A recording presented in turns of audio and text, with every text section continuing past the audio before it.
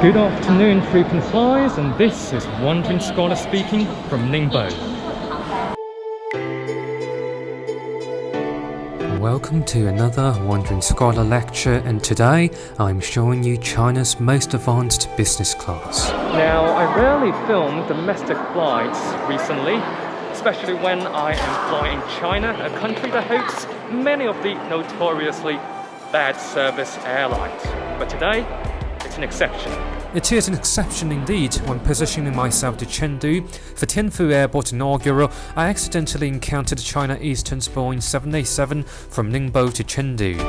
Premium passengers have a dedicated entrance covered with an auspiciously red carpet at China Eastern's regional hub Ningbo, a city 140 miles south of Shanghai. It's the sub-provincial city of Zhejiang, which is also one of China's wealthiest regions. As a business class passenger flying on a domestic flight, I'm still entitled to lounge access, although the lounge might not warrant an early arrival at the airport. Apparently, Ningbo Airport didn't want to treat China Eastern very well and left them with this barely 100 square meter enclosed lounge at the rear end of the terminal.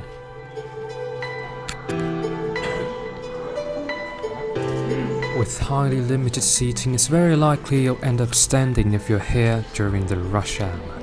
Luckily, I was able to snag a seat at this communal table.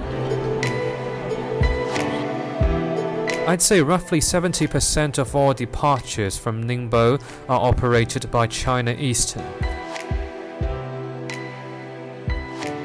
Now, the lounge right there is yet another reason why I hate to review domestic flights in China. I mean, how did the corporate come up with the idea of putting a 30-seater lounge at the hub airport? I mean, I'm just speechless by how small and overcrowded this lounge can be, especially when a Dreamliner comes by. Now, these terminal seatings do look quite comfortable for a second-tier city airport.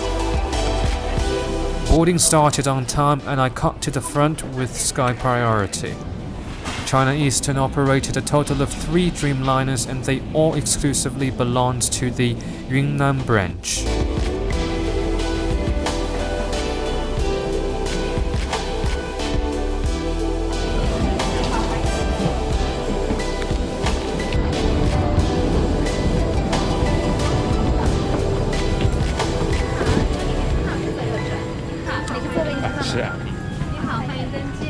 Turning left at door 2 takes me to the business class section of the aircraft.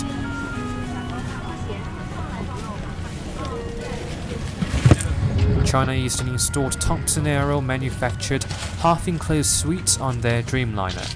Identical to what you'd find on Delta, these suites have a high degree of privacy with closing doors. One special feature on China Eastern 787, however, is the first class with a quotation mark in the front row. The reason why they are not genuine first class is because they have the same service with business, and the only difference is the slightly larger space due to their bulkhead position. These seats are sold quadruple the price of a business class on my flight, hence why no one has occupied them. Walking back to my seat of the day, 10L. In this configuration, even-numbered rows have seats closer to the window.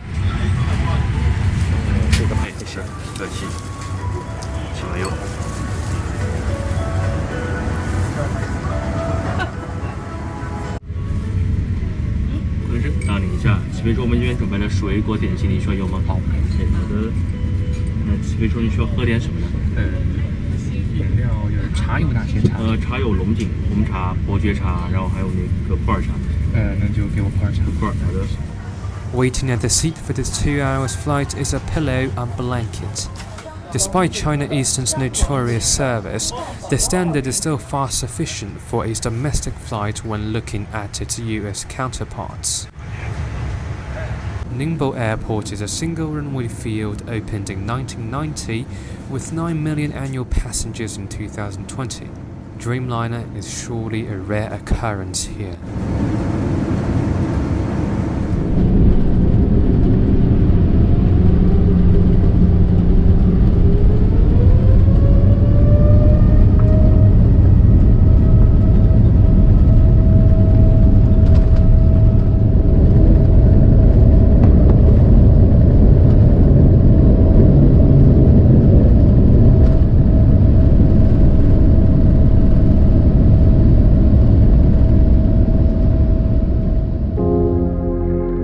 geek's greatest foe must be the electronic window blinds on the Dreamliner, which in my case is dimmed by the crew during takeoff.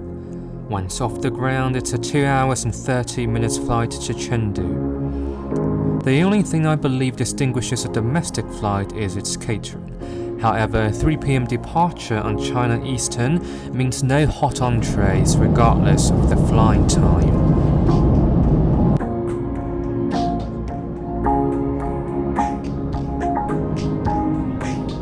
Here comes the iconic China Eastern snack meal, consistently consisting of 2 baked items and 5 fruit slices.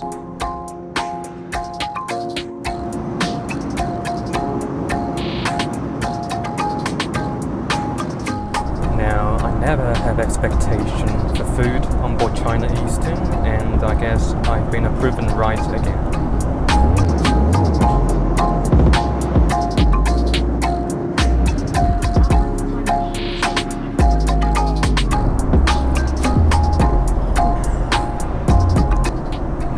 What you have seen up until this point pretty much sums up all the actions that occur on a typical domestic flight here in China.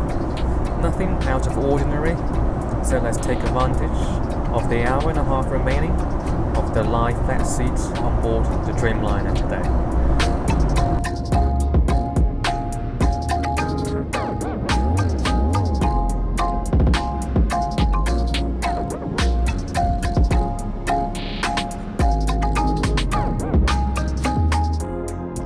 Regardless of how service is on China Eastern, a solid private suite with flatbed is endearingly enjoyable on a 2 hours flight. Though do note that the foot cubby on this suite is a little constrained. Taking another look at this suite, beside the seat is a fixed desk topped with an open-air storage cabinet with adjustable reading light.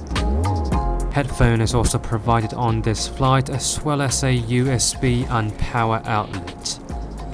After all that said, domestic flight experience in China remains one of the best in the world for its elaborateness.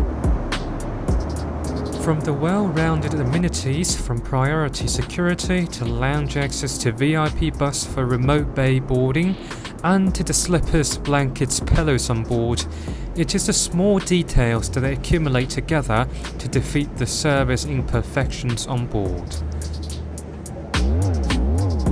At a price tag of $180 for this 2 hours flight, I would not hesitate to pay the premium when I fly in the future.